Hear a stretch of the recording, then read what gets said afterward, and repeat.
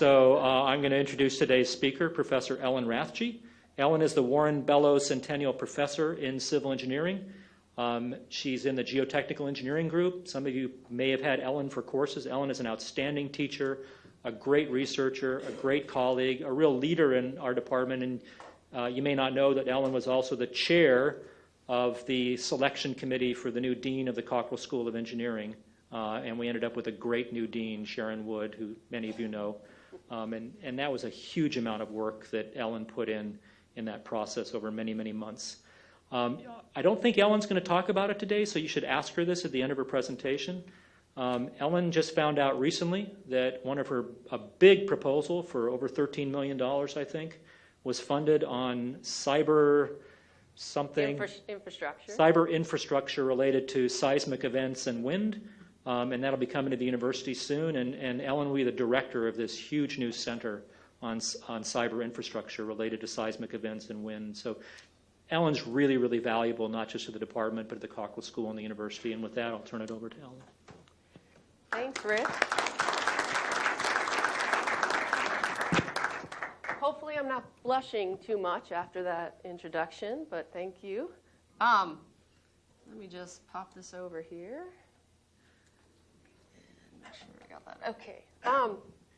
So thank you so much for taking the time out of your day to come over here and listen to some of the work we've been doing at UT related to seismic risk assessment, and something more recently in terms of how can we take what we know about natural earthquakes and apply them to this new phenomenon that's making a lot of hay in the news and the media, which is induced earthquakes from various types of activities. I should mention that we don't only do seismic risk assessment. Over the last few days, Rich mentioned the flooding and whatnot. So Brady Cox and I were out in Bastrop looking at the dam failure yesterday that occurred earlier this week. And we were just talking this morning about going out with some of our hydraulics folks, structures folks, and looking at some of the bridges down in Wimberley. So hopefully we'll be learning some lessons there. But so what about earthquakes? Well, first of all, when we talk about earthquakes, the first thing to realize is you might hear these words hazard and risk, and they're somewhat used interchangeably, but they're really fundamentally different. And so let me start here in terms of first defining seismic hazard. Well, that's simply what are the expected earthquakes, how big they are, whatnot, and what are the expected ground shaking. There is a seismic hazard. Seismic hazard can be quantified anywhere. And even if there are no people live there, there's still a hazard. The key difference with risk is what are the consequences of that hazard. So it could be economic consequences, it could be social consequences of those earthquakes. So I kind of equate this, the idea of, if a tree falls in the forest and nobody hears it, did it really fall down? It's the same thing. If there's no people to be affected by the earthquake, they're not as much of a concern. They're certainly not a risk. When you look at risk, hazard plays a role because really you have to take into account the hazard, so the earthquake's happening, and then what is the vulnerability of the infrastructure or the people. And to show you how important that is, just think about two examples that happened within about just a few months of each other in 2010. The magnitude 7 Haiti earthquake, 300,000 dead. Just a few months later in New Zealand, a similar magnitude event, and no one died. And the key difference was the infrastructure. And I participated in reconnaissance in Haiti as well as a bit in New Zealand. And so I'm going to take this as an example of what type of things can happen to the built environment for these type of events. So again, thinking about earthquake effects, there are different ways that the infrastructure can be influenced and the people can be influenced. Strong shaking is the biggest player in the game because it's the shaking that causes the damage. But that can directly cause damage to the infrastructure, but can also, I am a geotechnical engineer, the soil plays a role. We can cause liquefaction, we can cause ground failure, it can cause landslides, and those secondary effects can also cause a significant amount of problems. You can also have issues with the fault rupture itself. So where we think, the strong shaking is a byproduct of the fault rupture, but the rupture movement itself can cause infrastructure damage. Here, this is from the Taiwan earthquake. That's the fault rupture. that went right through a dam, so that's direct. That wasn't the shaking that caused that problem, it was the rupture. And of course, we've had several examples over the last 10 years of tsunamis, and we all know that's from the fault rupture from those subduction events offshore. Again, I'm going to focus mostly on the strong shaking. So let's take a trip to Haiti. So we all know it's in the Caribbean island of Hispaniola. Haiti's on the west-hand side, and Port-au-Prince was the main city influenced by that event. I led a reconnaissance team that included Brady Cox as well as some other colleagues from around the country to investigate the effects of this earthquake. If we look at where the actual event occurred, the earthquake fault rupture, here's Port-au-Prince, and it was the fault extends to the west, and this is the area that ruptured. Okay, so it actually the earthquake did not directly go down into downtown, but it was very close. And if we then go into downtown Port-au-Prince, it was a disaster area, as the name in all ways, and this could be used as the definition of disaster area. Anything from, here's the presidential palace, if you remember that, on the news, but concrete building after concrete building collapsed or damaged, except for the bank. They always keep the money safe. I guess I feel very safe today, we're in the Federal Reserve Bank. So in some ways, not surprising, vulnerable infrastructure. Shaking, and the issue here with shaking damage was particularly to these vulnerable buildings. But there are some other stories to learn, other things to learn from this event, perhaps not from a structural standpoint. We did an extended study where we looked at the damage patterns across the city. So let me take you through this here. These are building damage states mapped across the city. Black dots represent buildings that had minor or no damage, and the ones that were significantly damaged are in red. And that is shown on top of a geologic map that we developed, as well as this is a shaded, and that's overlain on shaded relief. So a lot of stuff going on here. But the one thing that you see is there's a large density of damaged buildings, severely damaged buildings in this downtown area. And if we look at the geology, that is where it was focused on Holocene alluvium, so the softest material. So again, we see, if we assume, and this is an assumption, but if we assume the buildings were similarly vulnerable, pretty well they are, across the city, why would we see higher levels of damage in one area? Because the ground shaking was different, and in this case, because of the soil conditions being different. We also saw other pockets of damage up in the hills, and there we saw some topographic effects. So topographic amplification because of the hillsides. So let's now go to the other side of the world, to New Zealand. There were actually two earthquakes, if you remember, the Darfield event that I mentioned earlier, and then the Christchurch event. So these were both in the city of Christchurch. So the central business district of Christchurch is right here. The first event, Darfield, was a 7.1. That's the one that actually didn't cause as much damage as the second one, where there were actually some deaths. The Christchurch earthquake, which was about magnitude 6.3, but that one was right underneath the city. Okay, and so it caused a lot more damage. But still, only a handful of people died in that earthquake. The big story for this event was liquefaction, almost unprecedented in its extent. So here again, a map. Christchurch is over here. Here's the Darfield fault rupture. Here's the Christchurch earthquake fault rupture. The area outlined in red, which is still relatively large, is where liquefaction occurred during the Darfield event. But the Christchurch earthquake, which was closer, more intense shaking, caused a much broader area of liquefaction to occur. So let's see. This actually I don't think I know how to do with this here, because I want to show you a video. Now this video, I always say this is like the pre-YouTube video, because this is actually a video from the 1964 Nagata earthquake of liquefaction at the Nagata airport. And people are always amazed. They're like, what is going on here? So you see, he zooms in. You see this water coming out. People, oh, it's a water main break. No, that's liquefaction. That's the water and soil from the ground ejecting out because of the high water pressures due to liquefaction. So we've got these loose sands. It wants to compress. It can't because the water's in the voids. And the high pressure causes the soil to lose strength and ultimately to eject out of the ground. It's an amazing how much water and sand can come out of the ground. And this stuff turns to that looks like a river, right? And so the soil essentially turns to a liquid. It really doesn't have any strength anymore. This building is going to start to settle because of those effects.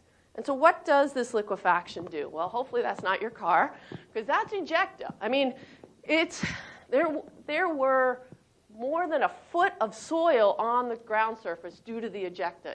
This is in New Zealand now. They had to pile it up like snow. Unfortunately, snow melts. Sand doesn't melt, so they had to actually truck it out somewhere. But more importantly, what does the liquefaction do? These are your regular, this is Western style, type of homes we would have here in the U.S.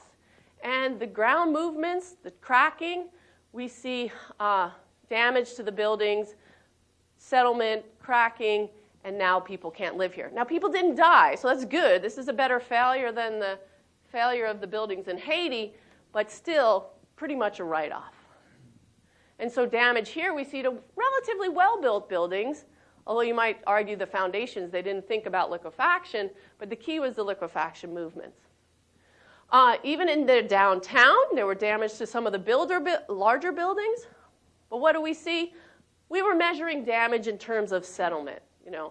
29 centimeters of settlement. We tilted at an angle of 1.8 degrees. That's very different than the type of damage we were looking and measuring in Haiti.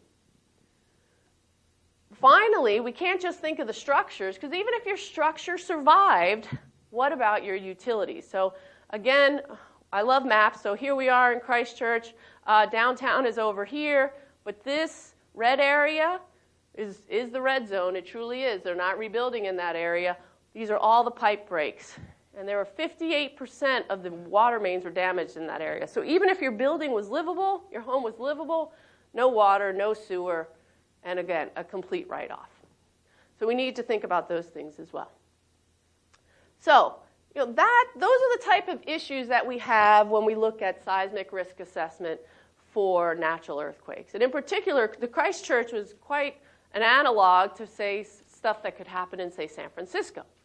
Well, we live in Texas, so what about fracking? What about earthquakes in Texas? And I get this question a lot. Well, what do you think about the fracking?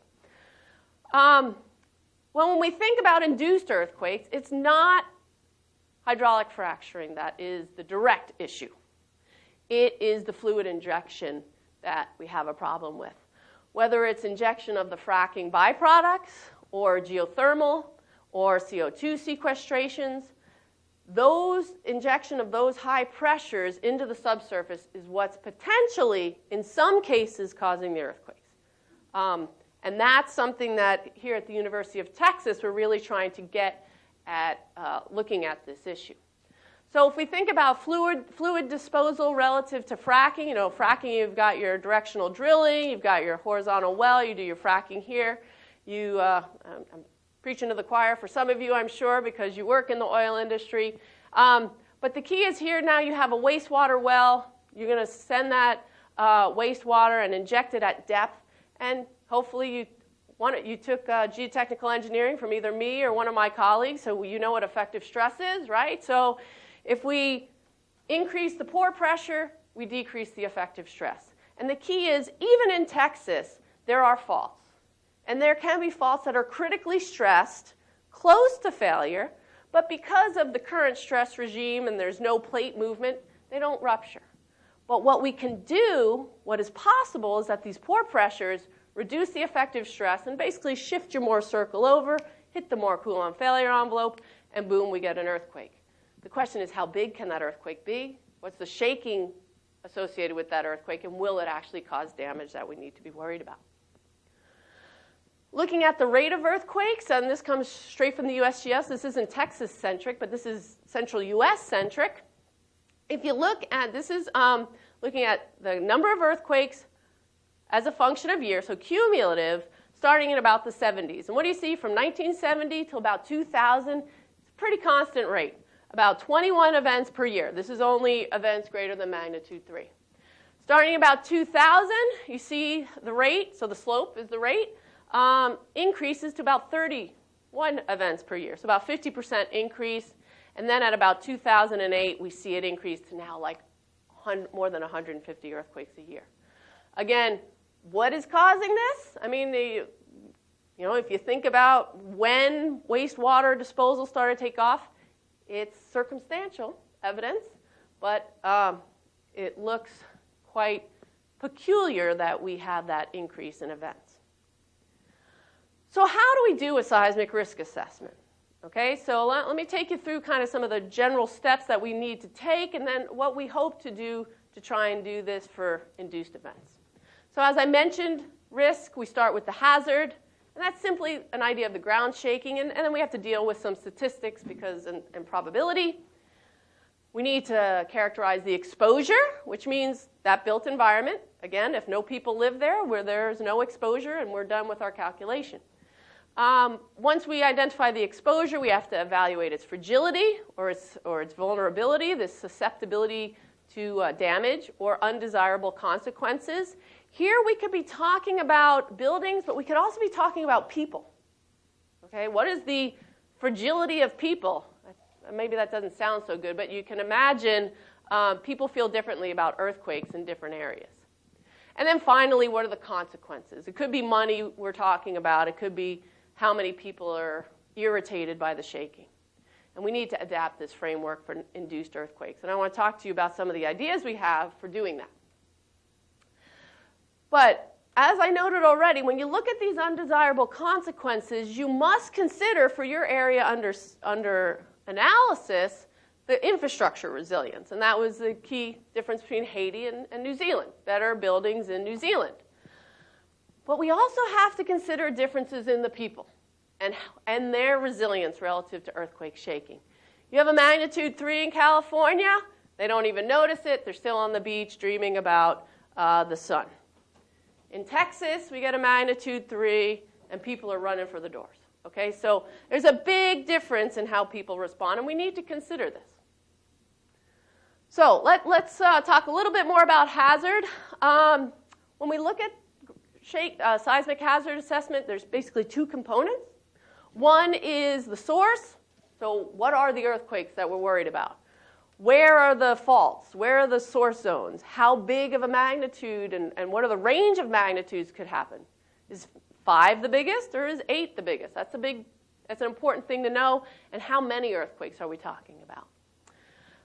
However, remembering that magnitudes don't cause damage, it's the shaking itself, the second part is very important, which is the ground motion characterization. So we need to understand how intense the shaking is. That shaking is a function of magnitude, of course, distance as well. As you get further away, the shaking is less intense. There's variability, so there's a whole statistical distribution we have to deal with. And again, I'm a geotech. The soil plays an important role as well. So when we do this for natural earthquakes, and there's a lot of history, we've been doing this for decades in many parts of the world, and of course California, this is relatively straightforward. We go identify the faults, we compile a catalog of the previous earthquakes that have happened, and essentially we're using the past to predict the future. But that's not really possible for induced earthquakes, because by the name, we're doing something to create these earthquakes. So we don't know what the past does not predict the future. And one of the biggest needs we have are models, whether they're numerical models or empirical models, that will relate the location of the earthquakes, the size of the earthquakes, the number of earthquakes to the operational parameters that people have control of. Injection volumes, injection pressures, locations, depths, etc. And that's a place where we need to do some work. Just to give you an example of why we can't use the past to predict the future, we can just look to the north and look at Oklahoma. So here's some earthquake or magnitude recurrence data from Oklahoma. So this plot is the number of earthquakes per year greater than different magnitudes. So as the magnitude gets bigger, there's fewer earthquakes per year. So if we look, these 4 lines here all represent the data before 2008. Relatively consistent with one another. About 1.5 earthquakes per year, magnitude greater than 3. The data between 2009 and 2013, basically that curve shifts up almost an order of magnitude, and we're at 80 earthquakes per year. And in 2014, only through the first half, 180 earthquakes per year, greater than magnitude 3. 150. Do you know how many earthquakes per year happen, the greater than magnitude 3 happened in California? About the same amount. So now, at least at a magnitude 3 level, Oklahoma is having as many magnitude 3s as all of California. And this is not normalized by area or anything. So Oklahoma's really got it bad relative to Texas, but this is a problem. Ellen, Yeah. Can I ask a question about, you said prior to 2008, we don't have the inducement, but we do, right? I mean, we built lakes, and lakes, building lakes have Yep. an inducement. Yep. We've been injecting wastewater for decades. Right. That's an inducement. And we've been hydraulic fracturing for decades. Mm-hmm. Maybe not to the magnitude or the volume, but we've been doing it. So is there not data available? Is that what you... There is, but I mean, the key is the volumes and the pressures, I think, have increased.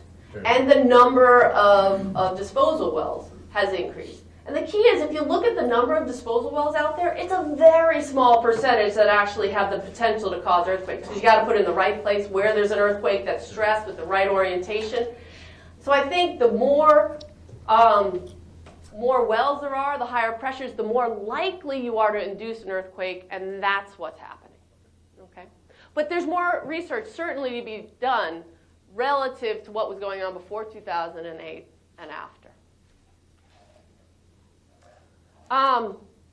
So a lot of attention has been on, do the earthquakes happen, right? What and how big are they? But again, I mentioned the shaking is actually what causes the damage. And that's actually what irritates the people. So we need to characterize the shaking and look at its damage potential. And if we consider how damaging an earthquake motion may be, it's a function of how the amplitude. So for instance, the peak ground acceleration. So here's your time history, the maximum acceleration in that time history. Also the frequency content. Is it really high frequency or lower period? And then how long does it go on for? If it goes on for many tens of seconds, there's more potential to cause damage.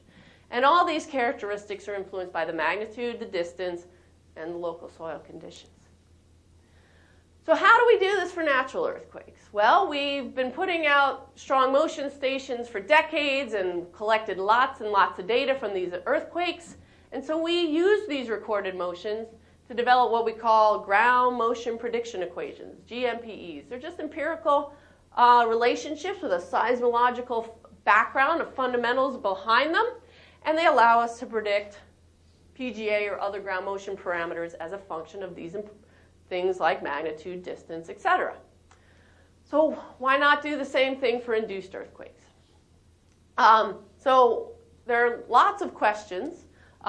First, are the empirical models that have been developed for natural earthquakes appropriate for induced earthquakes? And you might say, well, why wouldn't they? Well, the first thing is that most GMPEs are developed for larger magnitude events, magnitude greater than 5, and they use data from areas like California, which are different. The shaking is very different in the central and eastern U.S. compared to California. And so many of these induced earthquakes are happening in what we call stable continental regions, central and eastern U.S. And we may be interested in a 4. Can a 4 cause damage? Can a 5 cause damage? And so we need to look at those motions as well. So here, just to give you an example of what we can do with recordings from induced earthquakes, and again, a lot of these earthquakes, we call them potentially induced, because there's not like there's this smoking gun of this well caused this earthquake. But this is one of the biggest ones that happened in Oklahoma over the last few years, Prague, Oklahoma, in 2011. And so what's plotted here is peak ground acceleration on a log scale versus distance from the fault in a log scale. First thing to realize is that's 100 kilometers, okay? So a lot of data out here. We don't have a lot of stations in the central and eastern U.S. We don't have a lot of earthquakes. And so we often don't end up with a lot of shaking information close to the fault. We get a lot more once, things radiate out. There's some academic things we can learn from that data, such as, oh, the motions that went to the north into the mid-continent attenuated more slowly than what went down to the Gulf Coast. But within the area that's most likely to have damage, which is in the tens of kilometers away, we only have a handful of points.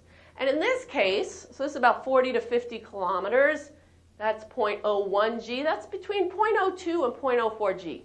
Nothing to worry about, 0.02, 0.04, okay? But keep that number in your mind because I'm going to come back to it.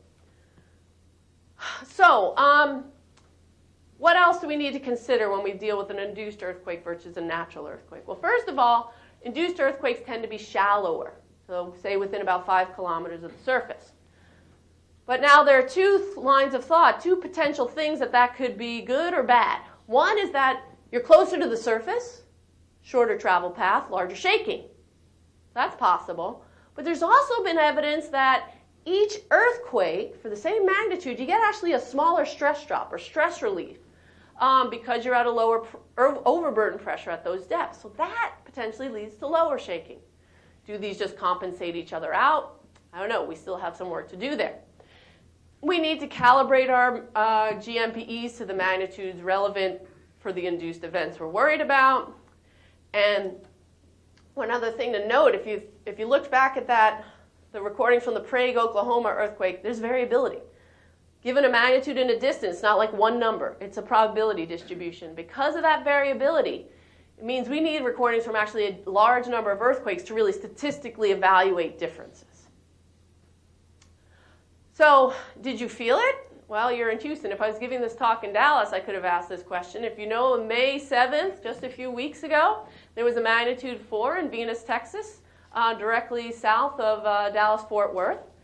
And I don't know if you're aware, but the USGS has a program called Did You Feel It? And so if there is an earthquake, you can go to their website and you fill out a form based on what you felt and saw, and it'll assign an observed intensity to your location. You give them your address or your zip code, and then they develop a map like this, and it works amazingly well, particularly when we have a sparse network of recordings.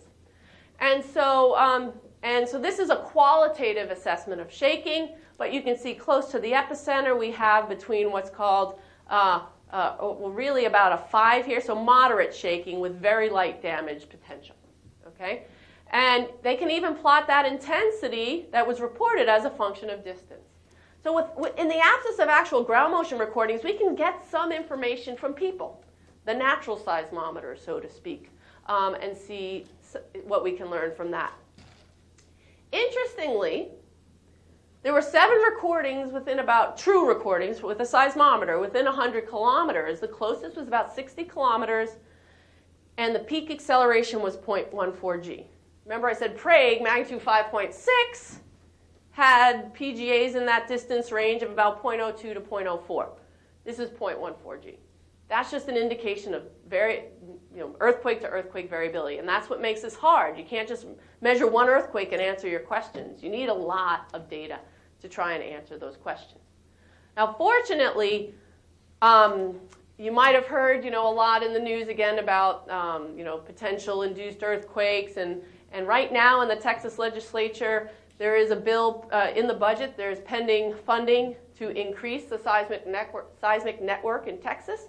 The Bureau of Economic Geology would install and operate those to help us have more recording stations to look at this issue. So last couple of things, ground shaking is not the whole thing. How fragile is our infrastructure? And the way we do that, we look at things that's called fragility relationships. What you're starting to see here is it takes a whole community of researchers to figure this problem out. We've talked about seismologists, geologists, now me, a geotech, and now we've got structural engineers to deal with. So I didn't mean that in a bad way, I promise. Fragility relationships basically tell you the probability of exceeding a damage measure given a level of ground motion. So for instance, we might be worried about slight damage, which is just plaster cracking, or extensive damage, which is more cracking of load-bearing members. And so obviously as the ground shaking intensity goes up, the probability of that damage happening is larger. But What about if you have the same intensity of shaking but a shorter duration motion? That's what's possible in these induced smaller magnitude events. You might still get a high PGA, but really short duration. And we can look at the effect of duration on these fragility relationships. So here at slight damage, it might not be a big deal, but for this extensive damage, for the same PGA level, say 0.5, the probability of damage for a regular duration recording might be a half, but it might be more like 20 or 25% if you have a short duration motion. So if we're going to try and take things to actually predict the damage potential to structures, we need to understand these fragility relationships for the expected characteristics of shaking for induced earthquakes. And we can do this either empirically from observations or simulations. And again, that's where the seismologists work and engineers like myself work with structural engineers. And then, of course, what comes into play in terms of geotechnical issues, we need to understand how soil conditions impact ground shaking. The classic example is the 1985 Michoacan earthquake in Mexico, often called the Mexico City earthquake. But did you know that the earthquake actually happened 300 kilometers away from Mexico City? The reason Mexico City had so much damage is it's built on an old lake bed deposit. And if you were up at the university on the hills, barely any shaking, it's about 0.05 G, I think. But if you were downtown on the SCT site, 4 to 10 times amplification of shaking, depending on what frequency you're looking at. But you can see very different characteristics of shaking. And that's what caused the damage, and in particular to taller buildings. That was what was interesting about that earthquake. And if we want to assess this, and whether it's in Texas or Oklahoma or whatnot, we need to understand what the soil conditions are like, and that means shear wave velocity and geology need to be mapped across the state. We have geologic maps, but often not relating to the seismic velocities that we're interested in. So I'm going to close just telling you some of our plans and what we hope to do over the next few years. I mentioned the fact that the legislature has some funding in place for increasing the seismic monitoring across Texas. It's called TexNet. But we're also working with different colleges across the university to develop this Center for Integrated Seismicity Research with a focus on both natural and induced earthquakes. And it'll bring together people from the Jackson School, in particular the Bureau of Economic Geology and the Institute for Geophysics. The Cockrell School of Engineering will bring our department together with the Petroleum Engineering Department. And then importantly, we're also bringing together people in psychology and communications. And if you look, this is our center. We call it CISR. That's how we pronounce the acronym, and our goal is to better understand natural induced earthquakes and the risks associated with them, and develop also effective strategies for communicating about these earthquakes. Because as you know, once you make an opinion, informed or uninformed, about a topic, it can be very hard to sway that opinion, even if you've got the science right on your side. If you think of the anti-vaccination problem, people decided autism and vaccination were linked, even though that study was debunked. The science was against that, but people responded emotionally to that. How do you change people's opinions? The same can be said about induced earthquakes. And so that's why not only is our center focused on so many of these technical issues, but then how do we communicate with the stakeholders to truly try and inform them and persuade them to change their strongly held feelings on that topic. So with that, I'll conclude, and I'll be happy to answer any questions.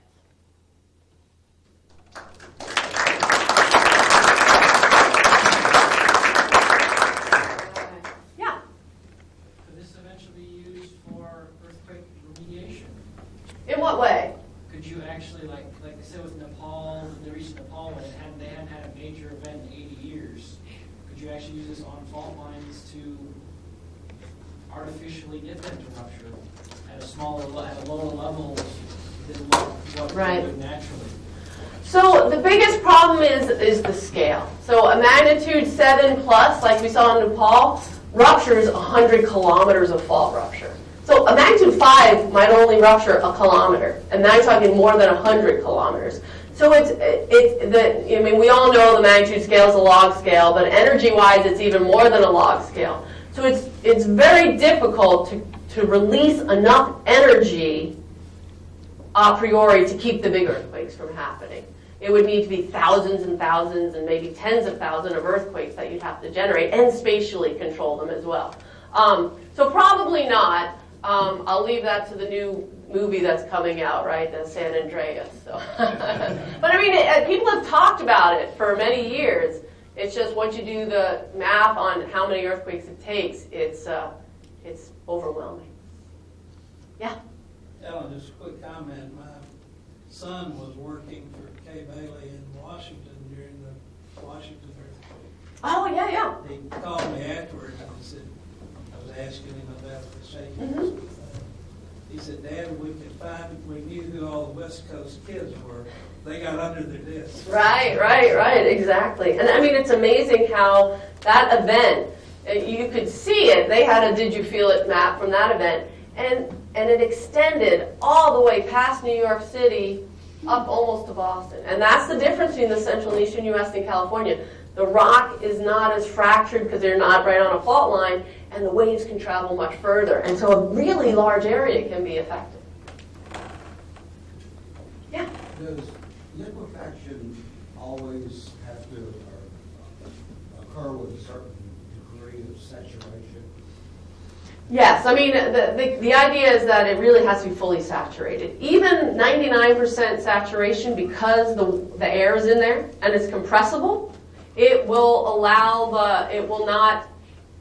that air will compress instead of having the water pressure go up. And so the water pressure may go up, but not as much. So people have shown this in the laboratory, that if even just a relatively small degree of saturation below 100% increases your it's harder to liquefy it. You can still do it, but it's much harder to do.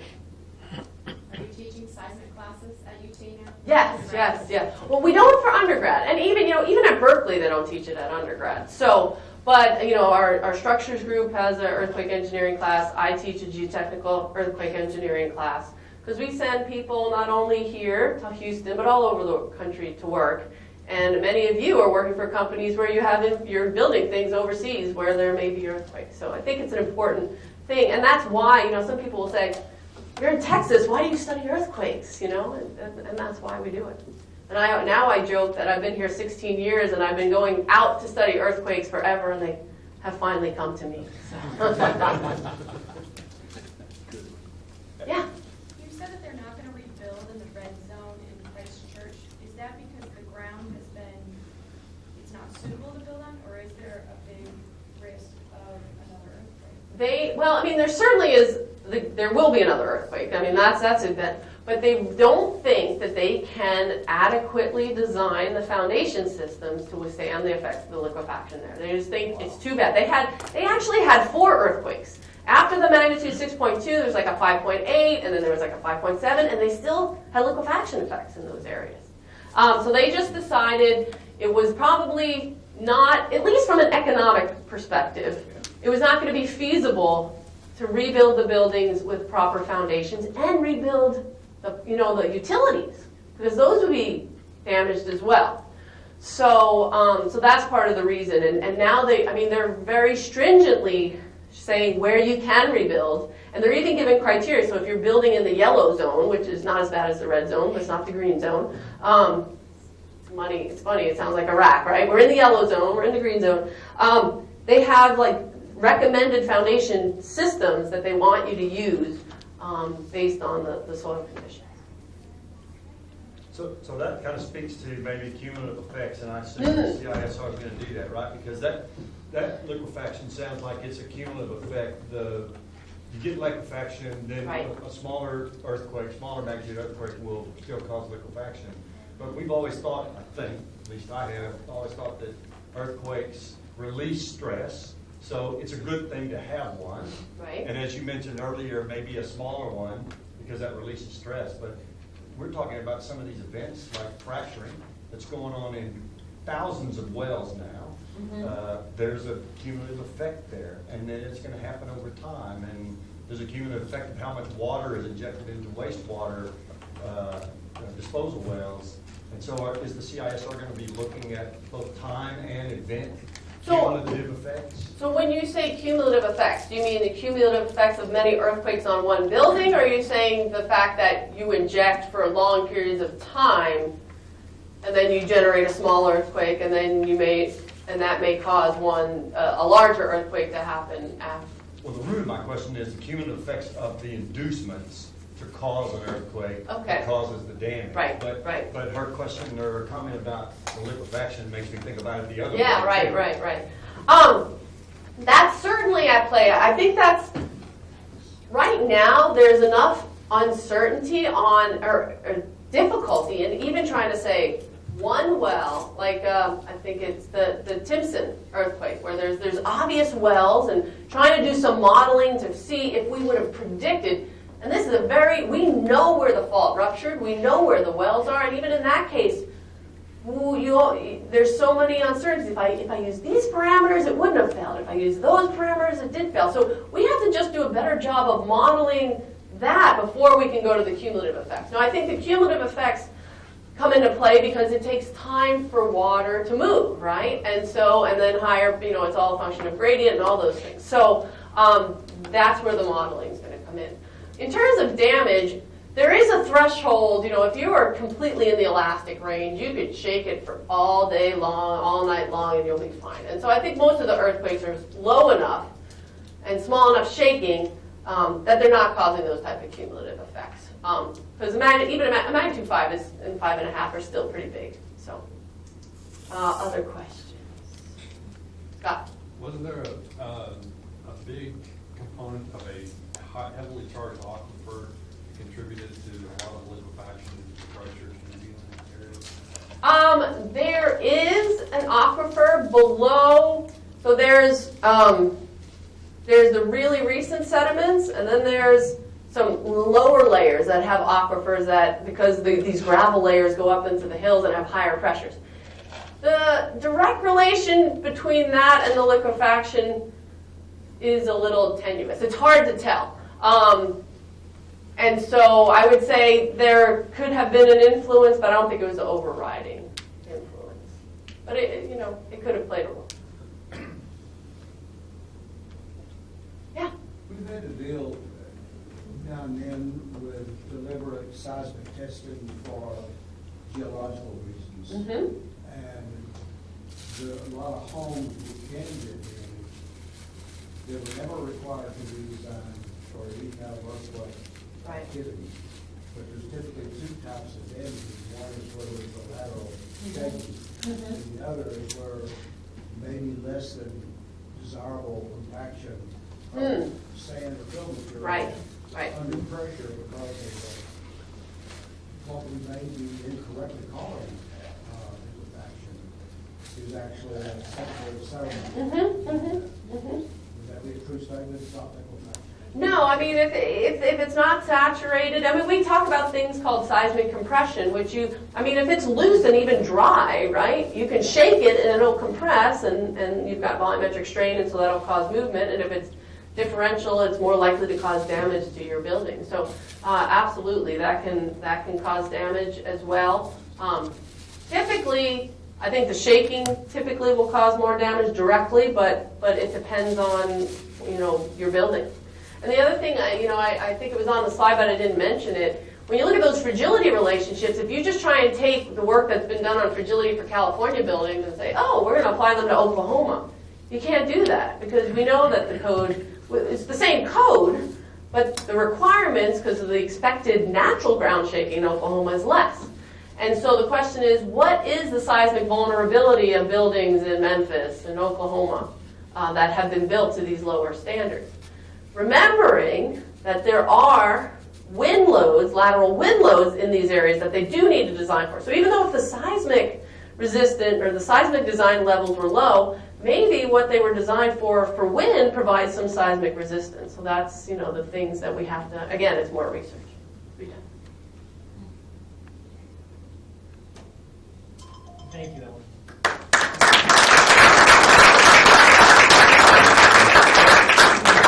Just 1 or 2 is the first year that